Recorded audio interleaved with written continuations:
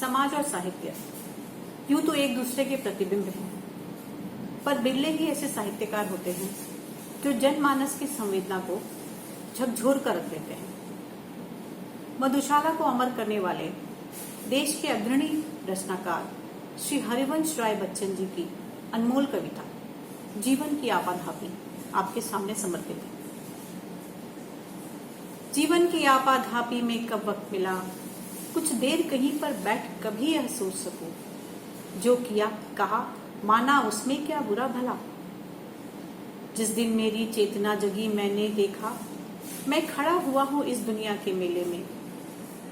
हर एक यहाँ पर एक बुलावे में भूला, हर एक लगा है अपनी अपनी देले में। कुछ देर रहा हक्का बक्का भौचक्का सा, आ गया कहाँ क्या करूं यहाँ जाऊं किस जा। फिर एक तरफ से आया ही तो धक्का सा, मैंने भी बहना शुरू किया उस रेले में। क्या बाहर की ठेला पेली ही कुछ कम थी, जो भीतर भी भावों का ऊहापोह मचा।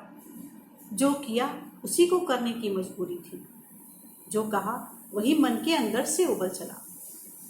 जीवन की आपाधापी में कब वक्त मिला, कुछ देर कहीं पर बैठ कभी यह सोच सकूं, जो किया कहा माना उसमें क्या बुरा भला।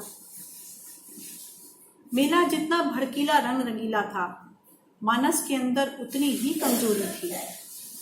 जितना ज्यादा संचित करने की ख्वाहिश थी, उतनी ही छोटी अपने कर की झोरी थी।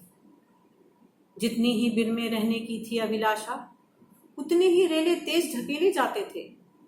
क्रय विक्रय तो ठंडे दिल से हो सकता है, यह तो भागा भागी की छीना छोरी थी। अब मुझसे पूछा जाता है क्या बतलाऊं, क्या मान न किंचन बिखराता पद पर आया। वह कौन रतन अनमोल मिला ऐसा मुझको, जिस पर अपना मन प्राण निछावर कर आया। यह थी तकदीरी बात मुझे वो दोष न दो, जिसको समझा था सोना वह मिट्टी निकली, जिसको समझा था आंसू वह मोती निकला।